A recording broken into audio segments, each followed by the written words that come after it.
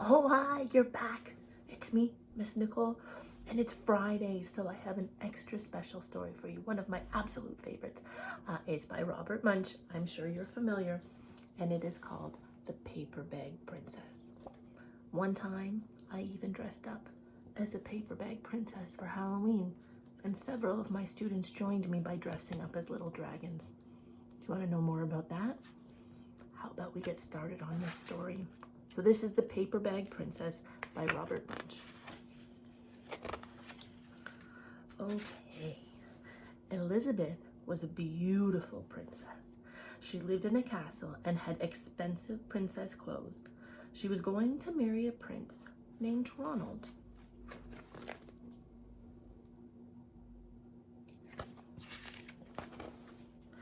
Unfortunately, a dragon smashed her castle, burned all of her clothes with his fiery breath, and carried off Prince Ronald. Oh, goodness. Looks awful. Elizabeth decided to chase the dragon and get Ronald back.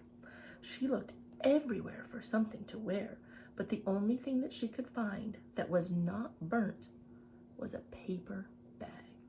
So she put the paper bag on and followed the dragon. He was easy to follow because he left a trail of burnt forests and horses' bones. She doesn't look very happy, does she? Finally, Elizabeth came to a cave with a large door that had a huge knocker on it. So she took a hold of the knocker and she banged on the door. The dragon stuck his nose out of the door and said, "Well, a princess.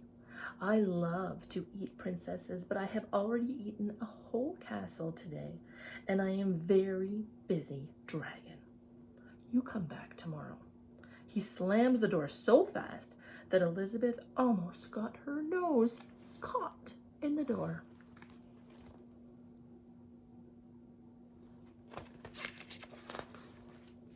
Elizabeth grabbed the knocker and banged the door again.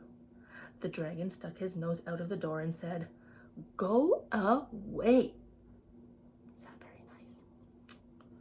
"I love to eat princesses, but I have already eaten a whole castle today. I am a very busy dragon. Come back tomorrow." "Wait!" shouted Elizabeth. "Is it true that you are the smartest and fiercest dragon in the whole world?" "Yes," said the dragon.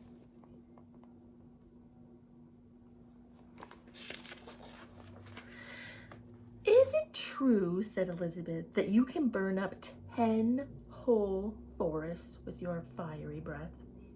"Oh, yes," said the dragon, and he took a huge deep breath, and he breathed out so much fire that he burned up 50 forests. It's horrible. Trees are important. "Fantastic," said Elizabeth, and the dragon took another huge breath and breathed out so much fire that he burnt up 100 forests. "Magnificent," said Elizabeth, and the dragon took another huge breath, but this time nothing came out. The dragon didn't even have enough fire left to cook one meatball. Just a little puff. Elizabeth said, "Dragon, is it true that you can fly around the world in just 10 seconds? "Why, yes," said the dragon, and he jumped up and flew all the way around the world in just 10 seconds. He was very tired when he got back, but Elizabeth shouted, "Fantastic! Do it again!"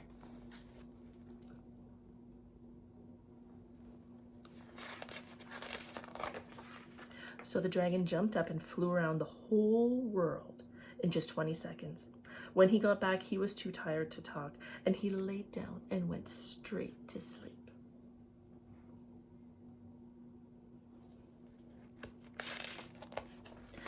Elizabeth whispered very softly, "Hey, dragon, The dragon didn't move at all.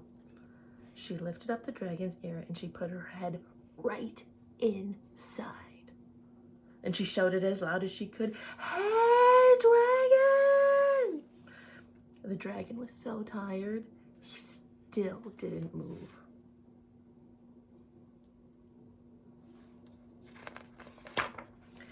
Elizabeth walked right over the dragon and opened the door to the cave.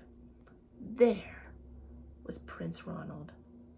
He looked at her and said, "Elizabeth, you are a mess. You smell like ashes. Your hair is tangly, and you're wearing a dirty old paper bag. Come back when you're dressed like a real princess." Well, that's a horrible thing to say to somebody. Is that nice? Should we focus on somebody's clothes? We will come back to that. "Ronald," said Elizabeth, "your clothes are very pretty. Your hair is very neat. You look like a real prince, but you are not nice at all." So they didn't get married.